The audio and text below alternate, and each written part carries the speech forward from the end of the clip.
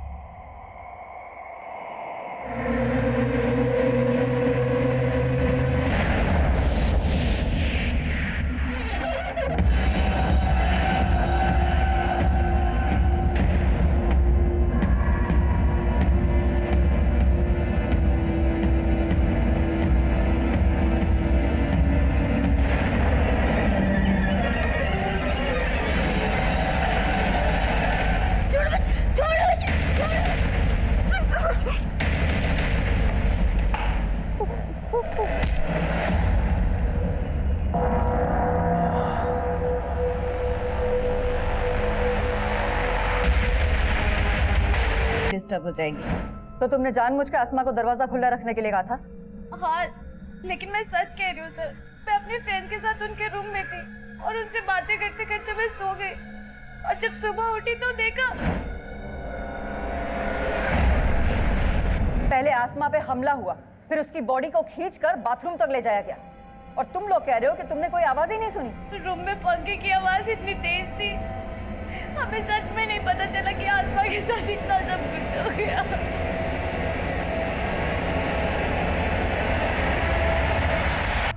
जरूर कोई लड़का इन्वॉल्व है, लेकिन ये गर्ल्स हॉस्टल है सर, और वार्डन का कहना है कि यहाँ पे 24 घंटे तक सिर्फ एक गार्ड ही रहता है, और एक कुक है जो सुबह आता है और रात में चला जाता है। गार्ड को हमने हिरासत में ले लिया है सर। हाँ सर, ये वही कुक है जो सुबह 6 बजे आता है और रात को 10 बजे डिनर के बाद चला जाता है। उसके बाद सोने से पहले मैं खुद पूरा राउंड लगाती हूँ। कल रात 11 सवा 11 बजे मैंने पूरा राउंड लगाया था, लेकिन सर तब सब कुछ ठीक था, और सुबह सुप्रिया की 5 बजे आवाज आई, तब सब पता चला। आसमा का हॉस्टल में किसी से कोई झगड़ा? नहीं सर।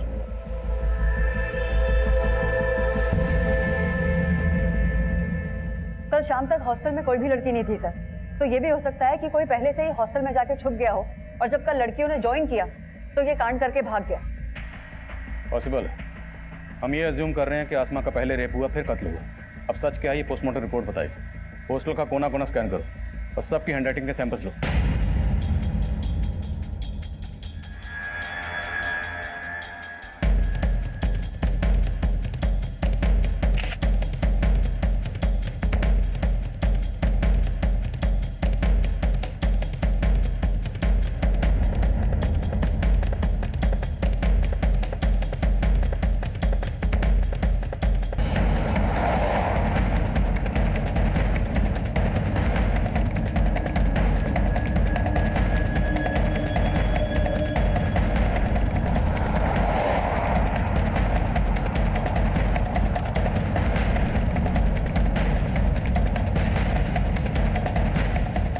ये इतना ऊंचा है सर कि यहाँ से आना और भागना दोनों ही पॉसिबल नहीं है। देखो, अगर कोई सीढ़ियों से आया तो पक्का मेन गेट से एंट्री मारी होगी, मतलब गार्ड झूठ बोल रहा है। पर अगर कोई यहाँ से आया तो फिर ये किसी पेशेवर मुजरिम का काम। सर यहाँ कहीं सीसीटीवी भी नहीं है, तो दोनों ही पॉसिबिलिटीज है। हॉस्टल के आसपास सबसे पता करो, जहाँ भी सीसीटीवी मिले उसे खंगालो, और हॉस्टल में जितने भी लोगों का आना जाना था एक एक की डिटेल निकालो।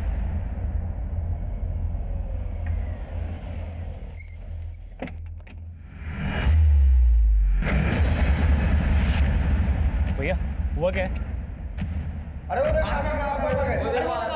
मैडम, आपकी बेटी का रेप करके मर्डर कर दिया गया है, इस बारे में आप क्या कहेंगे?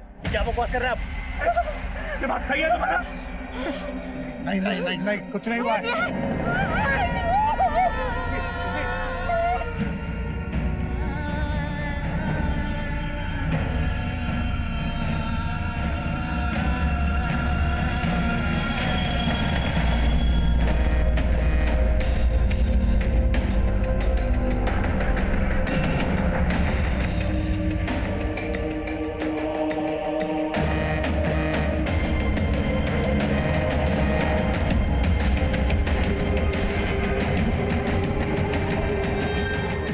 3rd फ्लोर पुलिस ने सील किया हुआ है।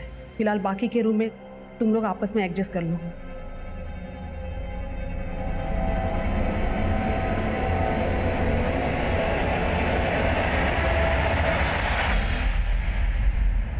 मैं ऐसे कैसे विश्वास कर लूं कि मेरी आसमा? आप बैठिए मुझे कुछ नहीं पता, मुझे एक बार मेरी बेटी को दिखा दीजिए प्लीज, मुझे एक बार मेरी बेटी को देख लेने दीजिए ना मैडम। मैम आप बैठिए रिसा, प्लीज प्लीज। मैम पाले जी।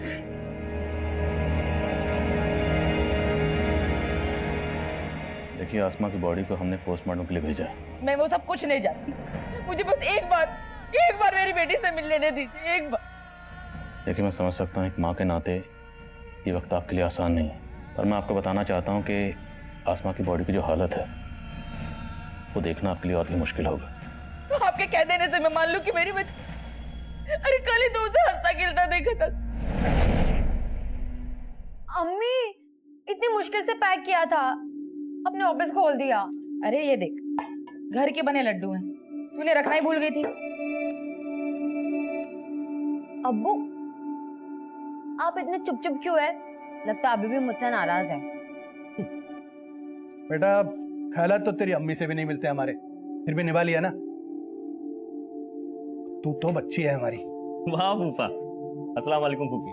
आज ये आसमा झुक गया या जमीन पे रह के आप भी आसमा छू बैठे? अफाक भाईजान, अफा की तरह जलना तो आपकी फितरत है ना?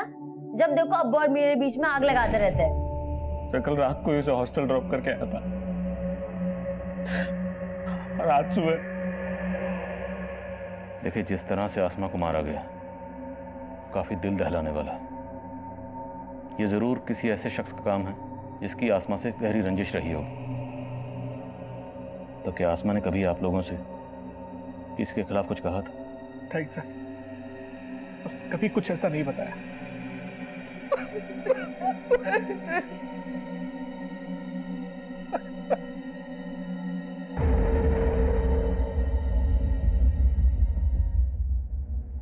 अच्छा सुन लो, आई होप तुम समझ गई हो कि मैं क्या कहना चाहती हूँ। इस बार डोंट वरी, मैं तुम्हारे साथ हूँ, मैं सब संभालूंगी। अच्छा अब तुम जाओ।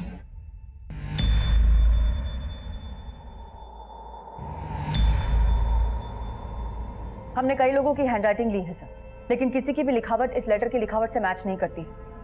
हमने बहुत सारे लोगों के फुटप्रिंट्स भी लिए हैं, लेकिन अभी तक किसी के खिलाफ कुछ पता नहीं चल पाया है। क्राइम सीन पर यह लेटर मिला और आसमा के बदन पर छायापुरी लिखा हुआ। छायापुरी नाम का कोई मैगजीन भी है ना? जी हाँ सर, इस मैगजीन के अंदर सेक्स रिलेटेड कंटेंट ही छपता है। मैं कमिंग सर? क्या मैं? सर आसमा की प्रीलिमिनरी पोस्टमार्टम रिपोर्ट आ गई है। सर रिपोर्ट के मुताबिक आसमा का रेप हुआ था और उसकी मौत सर पे चोट लगने की वजह। ऐसा मैगजीन है जो ज़्यादातर सेक्स रिलेटेड कंटेंट छापता है, तो ज़रूर ये किसी सेक्स मैने का काम है या फिर किसी ऐसे शख्स का जो आसमा से गहरी नफरत करता है, या फिर किसी सरफरे का।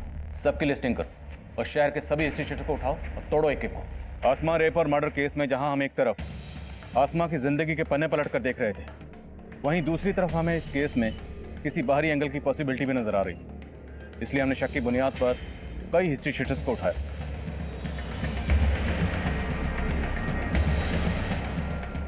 सबके डीएनए सैंपल्स, हैंडराइटिंग और फुटप्रिंट्स लिए गए। हमने हर वो मुमकिन कोशिश की जिससे हम जल्द से जल्द मुजरिम तक पहुंच सकें। हॉस्टल का गार्ड भी हमारा स्ट्रॉन्ग सस्पेक्ट। उससे सच उगलवाने के लिए हमने कई तरीके अपनाए। मैडम मैंने कुछ नहीं किया। अब तू नहीं बचेगा। तेरा डीएनए टेस्ट लेंगे और 2 मिनट में पता चल जाएगा कि आसमा का मर्डर और रेप तू नहीं किया है। मैडम मैं आपको सब कुछ बताना चाहता था, लेकिन वार्डन मैडम ने रिक्वेस्ट की थी कि मैं रमन भाई के बारे में आपको कुछ भी ना बताऊं। रमन कौन है? वार्डन मैडम का छोटा भाई, उनका अक्सर हॉस्टल में आना जाना और वो कल रात भी आए थे। उनका हॉस्टल में दीप्ति नाम की एक लड़की से अफेयर है। रहता कहाँ है वो? मैं तो सिर्फ दीप्ति से मिलने गया था सर। सर आसमा को तो मैं जानता ही नहीं हूँ, मैं कसम से बोल रहा हूँ, सच मैंने कुछ नहीं किया सर। अगर तुम्हारे भाई रमन ने कुछ नहीं किया तो गार्ड को उसका नाम लेने से मना क्यों किया? मैं डर गई थी मैडम, मैं अपने भाई के हरकतों से परेशान थी, लेकिन मेरा यकीन कीजिए उसने कुछ नहीं किया है। आप चाहो तो वो दीप्ति से पूछिए, उसने कुछ नहीं किया। सर मेरा कोई अफेयर नहीं है रमन के साथ। वो मुझे परेशान कर रहा था सर। पहले उसने मुझे प्रपोज किया, मैंने मना किया तो वो मेरे पीछे ही पड़ गया सर। पिछले काफी दिनों से सर वो मुझे हरास कर रहा है।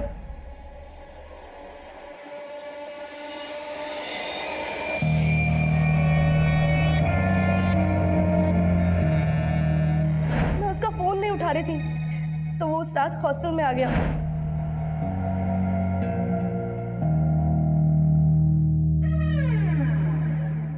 रमन, मैंने तुम्हें पहले भी कहा है मेरा पीछा छोड़ दो। ऐसे छोड़ दूं? प्यार करता हूँ ना मैं तुमसे। रमन, तुम यहाँ से जाते हो या मैं चिल्लाऊं?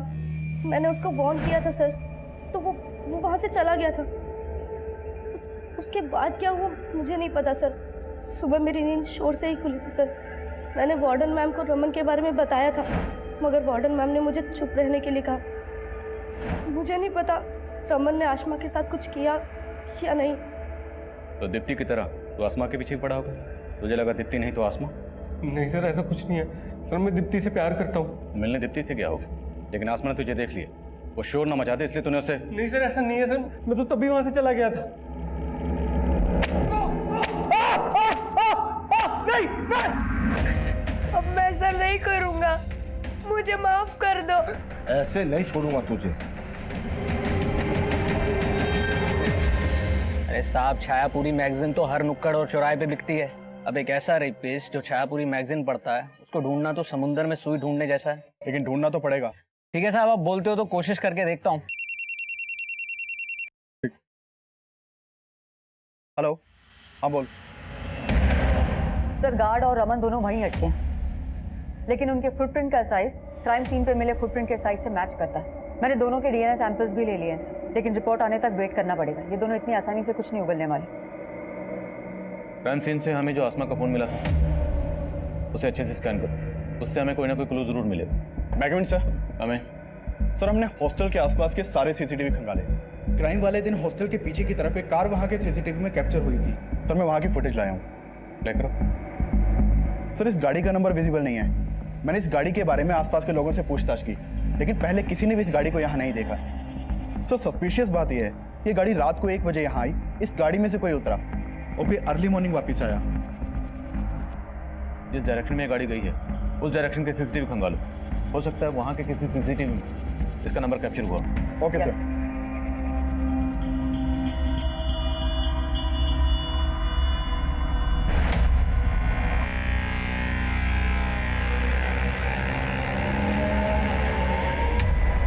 अनुराग, इधर आना। Yes ma'am.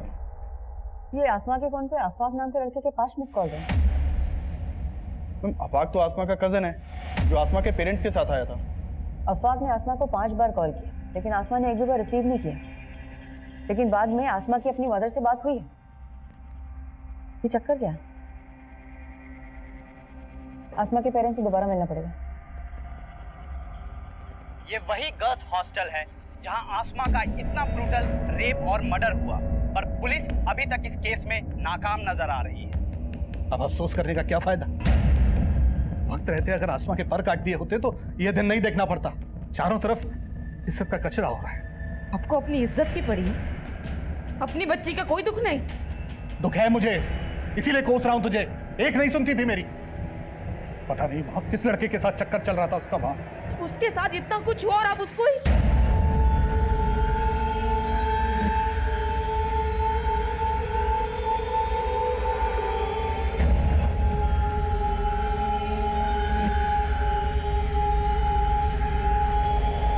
कहां जा रही हो तुम? मुझे अपनी बेटी को इंसाफ दिलाना है और आपको ये साबित करना है कि मेरी बेटी गलत नहीं थी। गलत वो था जिसने मेरी बेटी के साथ।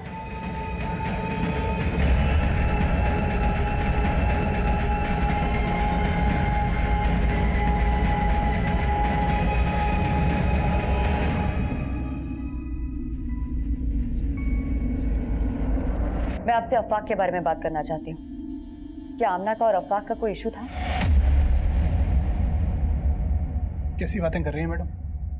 भला अफाक का आसमा से क्या इशू होगा? देखिए, मर्डर वाली रात को अफाक ने 5 बार आसमा को फोन किया था और उसने एक भी बार उसका फोन नहीं उठाया। और उन 5 मिस्ड कॉल्स के बाद उसकी बात आपसे हुई थी। क्या बात हुई थी? बस नॉर्मल बातें हुई थी। हाँ अम्मी, मैं ठीक हूँ और अच्छे से पहुंच गई थी। बस ठीक से रहना। तो अकेली रहती है ना तो दिल में फिक्र सी रहती है। आप मेरी टेंशन मत लो अम्मी। अच्छा अब्बू से बात करवाओ। अरे तेरा अबू तो बाहर टहलने गए हैं और फोन भी घर पर छोड़ गए। अच्छा, मुझे उनसे कुछ बात करनी थी, आएंगे तो फोन करवाना। अच्छा, ऐसी क्या बात है जो सिर्फ अबू से करनी है, मुझसे नहीं? ऐसा कुछ नहीं अम्मी, बस बात करनी थी कुछ। अब्बू आएंगे ना तो मेरी बात करवाना उनसे। उस दिन मैं जरा देर से टहल कर घर वापस आया। इन्होंने बताया था मुझे लगा रात काफी हो गई है, इसलिए अगले दिन फोन करूंगा ये सोचकर सो गए हम लोग। लेकिन ऐसी क्या बात होगी जो वो आपसे ही करना चाहती थी? मुझे खुद कुछ समझ में नहीं आ रहा मैडम। देखिए, हमें पता चला है कि आसमा लिबरल थॉट्स की लड़की थी और शायद आपको उसकी इस बात से परेशानी भी थी। तो कहीं कुछ ऐसा तो नहीं कि आप हमसे कुछ छुपा रहे हो? कैसी बातें कर रही है मैडम आप? मैं भला आपसे कुछ क्यों छुपाऊंगा? मैं मानता हूं कि हमारी बेटी आसमा कुछ अलग ख्यालात की थी, लेकिन मैंने हमेशा उसको यही समझाया कि बेटा इस तरीके की बातें सिर्फ बातें करने तक ठीक, कोई महान नहीं बनता इन बातों से, बल्कि दुनिया सबसे पहले दुश्मन ऐसे ही लोगों की बनती है। मैडम अब तो मुझे यकीन हो चला है कि मेरी बेटी ऐसी नफरत का शिकार हुई जिसमें लोग बस्ती की बस्ती जला देते हैं। वो तो फिर भी एक छोटी सी मासूम मेरी प्यारी सी बच्ची थी।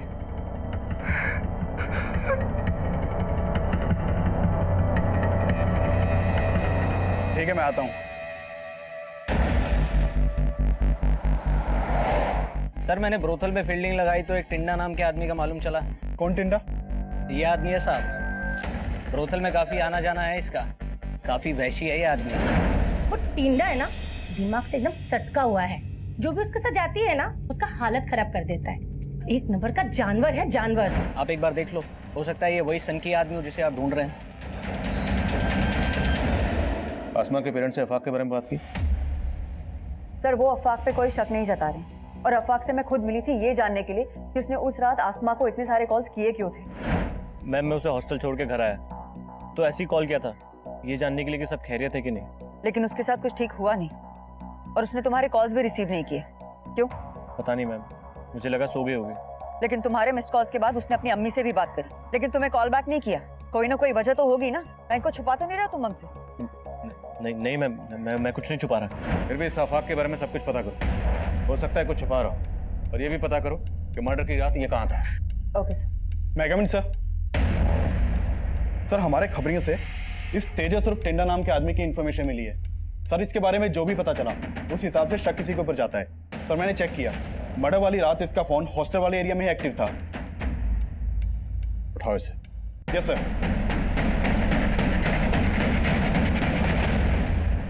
मुझे क्यों लाए साहब? मैंने कुछ नहीं किया। तू क्या कर सकता और क्या नहीं कर सकता सब पता लगा लिया हमने। आसमा के ऊपर बुरी नजर थी ना तेरी। साहब मैं किसी आसमा वासमा को नहीं जानता साहब, और उस रात तो मैं किसी और आइटम के साथ था। किसके साथ था? उमा साहब, प्रोस्टिट्यूट है। मैं मानता हूँ साहब, मैं ऐसा ही हूँ, सिर्फ प्रोस्टिट्यूट्स के साथ ही सोता हूँ। लेकिन साहब आज तक मैंने कभी किसी आम लड़की के ऊपर बुरी नजर नहीं डाली साहब।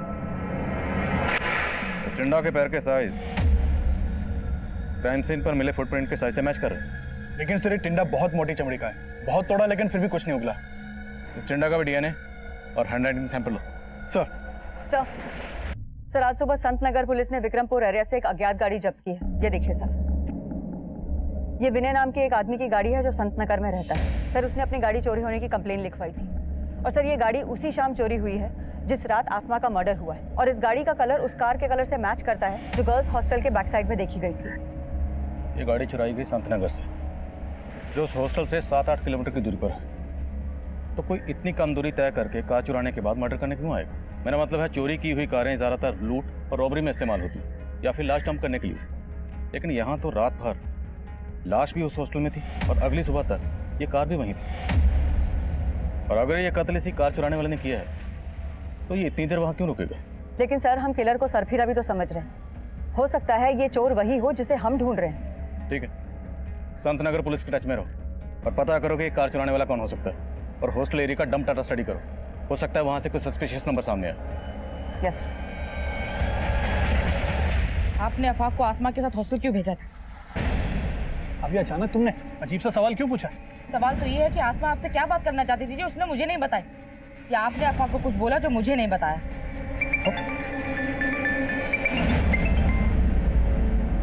हेलो, पुलिस आपको गुमराह कर रही है। क्या? वो आसमा के कातिल को जानती है लेकिन उसको बचा रही है। किसको बचा रही? और आप कौन बोल रहे हैं? मैं जो कोई भी हूँ आपका शुभचिंतक हूँ। आसमा का रेप और मर्डर शांतनु ने किया है। शांतनु? कौन शांतनु? बिजनेसमैन गुरुदत्त का बेटा। दोनों को उठा के लो। सर मैं कमिंग सर। कमें। सर आसमा रेप और मर्डर केस में मीडिया ने हंगामा मचा रखा है सर।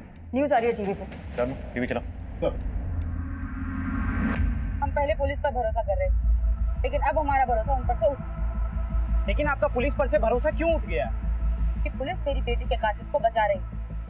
आसमा को न्याय दो! सुमा। सर शर्मा।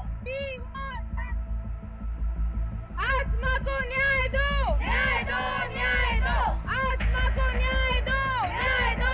न्याय दो! We want justice! We want justice! आसमा को न्याय दो! न्याय दो! न्याय दो!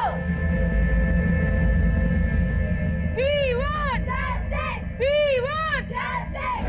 आपको कोई गलतफहमी हुई है? कोई गलतफहमी नहीं हुई है मैडम। लेकिन आपको क्यों ऐसा लग रहा है कि हम किसी को बचा रहे हैं? आखिर वजह क्या है?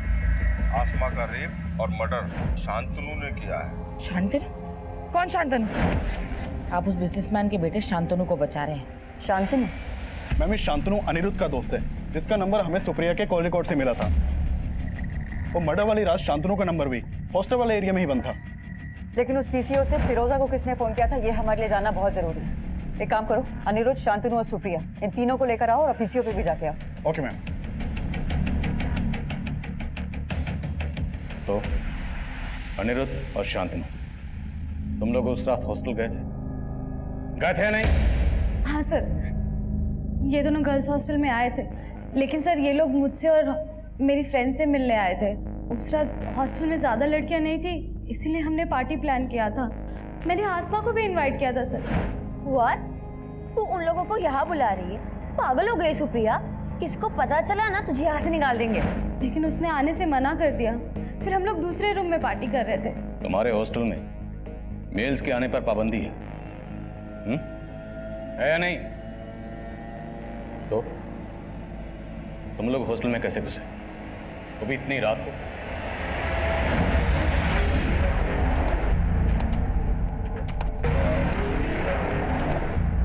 उसके बाद हम लोगों ने 2 घंटे तक एंजॉय किया और उसके बाद शांतनु और अनिरुद्ध दोनों चले गए थे। सर उसके बाद सच में मैं अपने फ्रेंड्स के साथ ही सो गई थी। तुम चुप रहोगे? तुम्हें क्या लग रहा है हम तुम्हारी बातों में आ जाएंगे? तुम इन्हें बचा लोगी? बोलो तुम लोग, साफ साफ बोलो, उस रात हॉस्टल में क्या हुआ था? सर हमने आसमा के साथ कुछ भी नहीं किया है सर, बिलीव अस। सर मैं मानता हूं कि हमने गलती की, लेकिन हमने कुछ नहीं किया सर। सर मैंने अनिरुद्ध और शांतनु के डीएनए और हैंडराइटिंग सैंपल्स लेने के लिए बोल दिया है। माना है तीनों झूठ बोले, लेकिन वो आदमी कौन होगा जिसने पीसीओ से फोन करके फिरोजा को शांतनु के बारे में बताया? सर मैं उस पीसीओ पे भी गया था, वहां कोई सीसीटीवी नहीं था और उस पीसीओ पे ये भी नहीं पता चल पाया कि ये कॉल किसने किया होगा। हमारी रडार पर सिर्फ शांतनु नहीं बल्कि अनिरुद्ध, सुप्रिया, हॉस्टल वार्डन सुनीता, सुनीता का भाई रमन और टिंडा भी शामिल थे। इन सबको हम स्ट्रॉन्ग सस्पेक्ट मान रहे थे, लेकिन सवाल यह था कि वो गुमनाम कॉलर कौन था जिसने आसमा की अम्मी को फोन करके सिर्फ शांतनु को आसमा का गुनहगार बताया था, जिसकी वजह से आसमा की अम्मी ने एक ऐसा जज्बाती कदम उठाया और उस कदम को मीडिया ने इतना उछाला कि लोग अब हमारी काबिलियत पर ही शक करने लगे थे। मुझे इस केस से हटाने की मांग उठने लगी थी, लेकिन मेरे सीनियर ने मेरा साथ दिया और अब मैंने तय कर लिया कि मुझे ये केस जल्द से जल्द सॉल्व करना है। हमने सारे सस्पेक्ट को बारीकी से इन्वेस्टिगेट करना शुरू किया।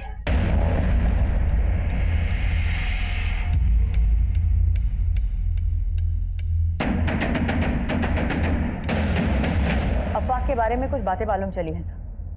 आसमा के अब्बू अफवाक से आसमा की शादी कराना चाहते थे, लेकिन आसमा को अफवाक बिल्कुल पसंद नहीं था और इसी सिलसिले में मैं उसकी अम्मी और अब्बू से भी मिली थी। आसमा पहले भी अपने अब्बू को मना कर चुकी थी कि वो अफाक से शादी नहीं करना चाहती, लेकिन फिर भी इन्होंने जानबूझ के अफाक को आसमा के साथ हॉस्टल भेजा। नहीं मैडम, ऐसा कुछ भी नहीं है।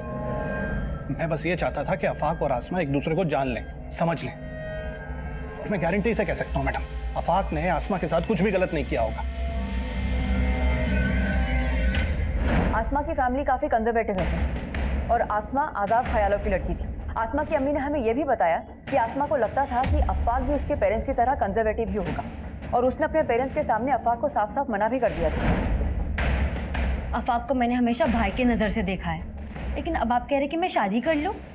मैं अफाक से शादी नहीं करना चाहती। अगर कोई और पसंद है तो वो भी बता दे। अगर कोई और पसंद होता तो मैं बता देती, लेकिन मैं आपसे शादी नहीं करूँगी। फिर भी इस अफवाह को थाने में बुलाकर अच्छे से पूछताछ करो। राइट। मैं मानता हूँ आसमा मुझसे निकाह नहीं करना चाहती थी, लेकिन उस दिन मैं उसके अब्बू की मर्जी से उसके साथ गया था। मैंने उसे उसके फैसले के बारे में दोबारा सोचने के लिए बोला। मुझे तुम्हारी सोच पसंद है, मैं तो खुद कदम से कदम मिला के चलना चाहता हूँ तुम्हारे साथ। पर मेरे साथ कदम से कदम मिलाना आपके लिए आसान नहीं होगा।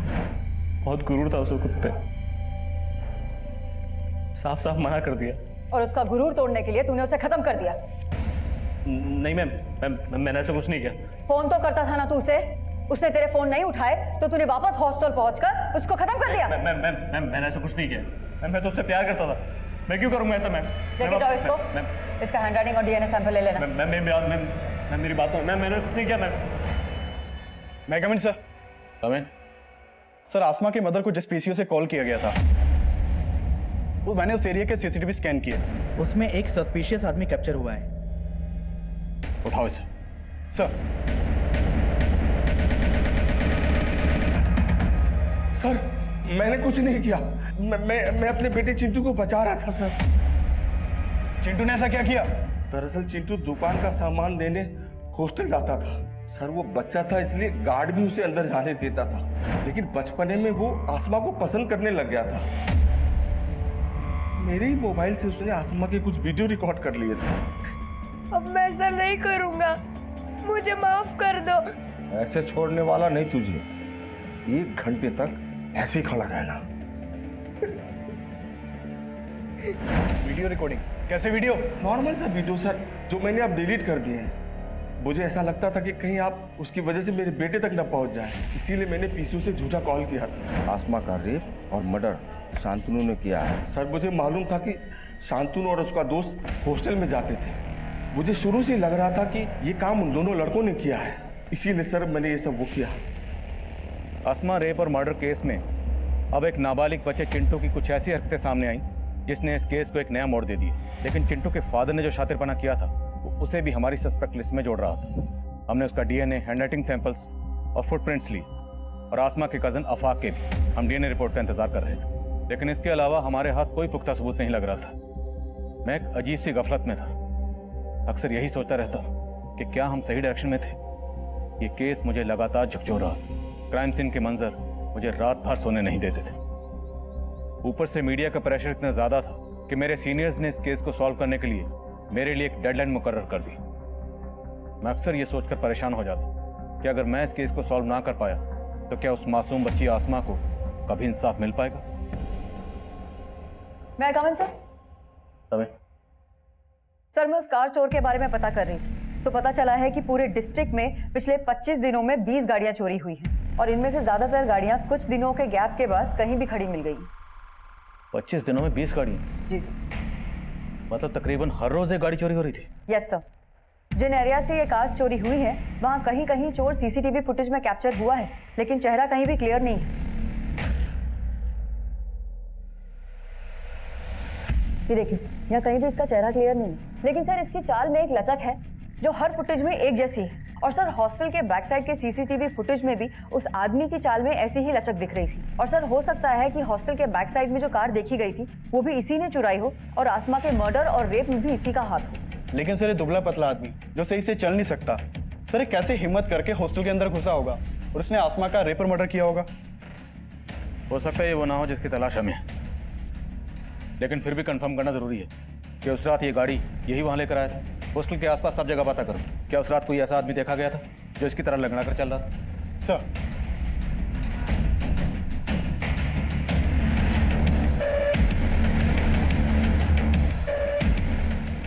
सर उस दिन सुबह 6 बजे एक आदमी आया था जो लंगड़ा के चलता था।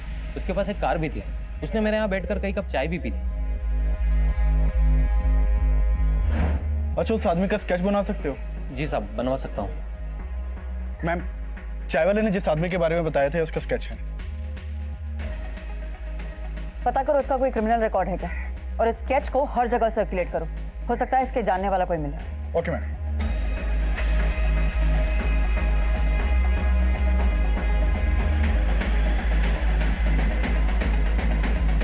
सर जानता हूँ इसको, ये सखाराम है।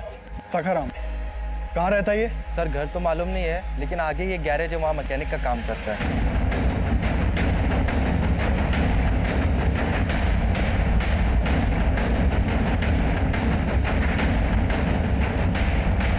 सखाराम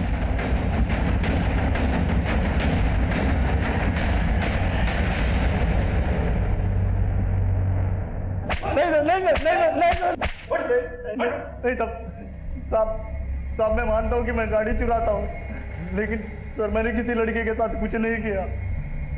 तुमने जो कार चुराई थी ना, वो उसी हॉस्टल के पास खड़ी हुई मिली है। सर वो तो मैं कहीं भी खड़ी कर देता था। सर दरअसल मेरे घर में एसी नहीं है, वो मुझे गर्मी बर्दाश्त नहीं होती है सर। सर मैं गाड़ी चुराता हूँ और कहीं ले जाके उसका एसी ऑन करके सो जाता हूँ, और अगले दिन कहीं भी गाड़ी छोड़ देता हूँ सर। इसकी गर्मी दूर करो, खिलाओ इसको ठंडी ठंडी हवा। नहीं। इसका भी डीएनए और हैंडराइटिंग सैंपल्स लो। सर अब पुलिस ने आसमा रेप और मर्डर केस में एक ऐसे आदमी को गिरफ्तार किया है जो ठीक से चल भी नहीं सकता, और पुलिस सोच रही है ऐसा आदमी हॉस्टल की तीसरी मंजिल की खिड़की तक चढ़ा और आसमा के साथ रेप और मर्डर किया। क्या पुलिस ऐसे आदमी को अंदर करके वाकई किसी को बचाने की कोशिश तो नहीं कर रही? मैं कमिंग सर। सर सखाराम भी कुछ नहीं उगल रहा है, और शांतनु और अनिरुद्ध का डीएनए आसमा की बॉडी पे मिले डीएनए से मैच नहीं करता। अब तेरा नाटक खत्म, रिपोर्ट आ गई है, तेरा डीएनए मैच हो गया। अब अगर एक भी झूठ बोला ना, तेरी हड्डी पसली कर दूंगा। सर मैं अपनी बीवी से तंग आ गया था, इसलिए मुझे हर औरत से नफरत हो गई थी। फिर एक दिन मुझे वो लड़की दिखी, वो मुझे पसंद आ गई थी सर। उसके बाद मैं उसके पीछे पीछे हॉस्टल गया। मालूम चला कि हॉस्टल बंद है और सारी लड़कियां छुट्टी पर गई। जब छुट्टियां खत्म हुई तो उसके बाद मैं उस रात वहाँ पहुँचा।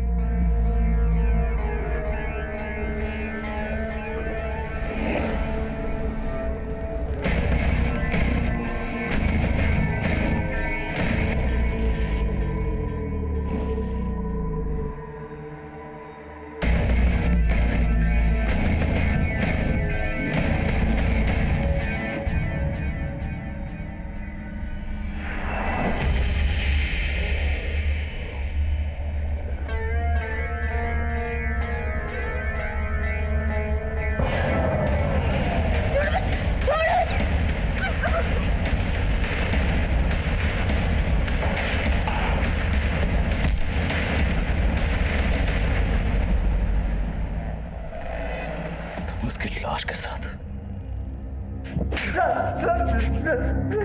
साथ बॉडी पर छाया पर लिखा क्यों? सर ऐसे सर उस रात जिसकी गाड़ी चुराई थी वो छायापुरी पत्री का मालिक था। मुझे नाम पसंद आया इसलिए लिख दिया, और सर जो कुछ मेरे दिल में था वो मैं लेटर पे लिखा और चला गया।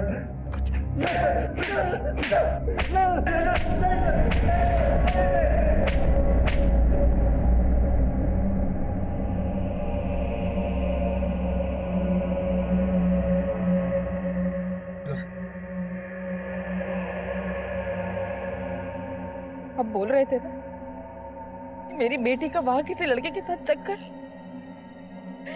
देख लिया ना क्या सच सामने आया। मैं तुमसे माफी मांगता हूँ फिरोजा, मैं कभी आसमा को समझ ही नहीं पाया।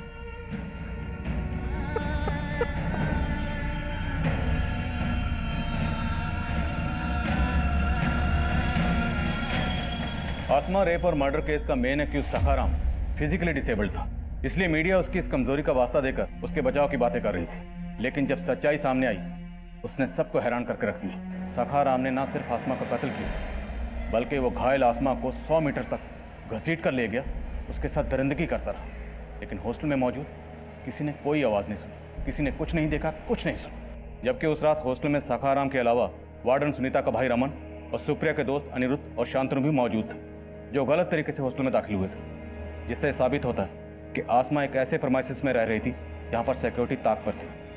इसलिए उस रात आसमा के साथ जो भी हो, उसमें हॉस्टल के स्टाफ के साथ साथ बाकी लोग भी जिम्मेदार हैं। आज इंटरनेशनल वुमेंस डे पर आसमा की कहानी आप सभी को बताकर मेरा मकसद ये बताना है कि आसमा की मौत से सिर्फ उसके परिवार को गहरा नुकसान नहीं हुआ, बल्कि ये नुकसान हमारे पूरे समाज का नुकसान, क्योंकि हमने आसमा को खोकर एक ऐसी टैलेंटेड और सेंसिटिव शख्सियत को खोया है जो अपनी सोच से एक प्रगतिशील समाज के निर्माण का मादा रखती थी। उम्मीद है आसमा की कहानी हम सबको एक सबक देगी, जिससे हम अपने मुल्क की बेटियों को एक महफूज और बेहतर समाज दे पाएं।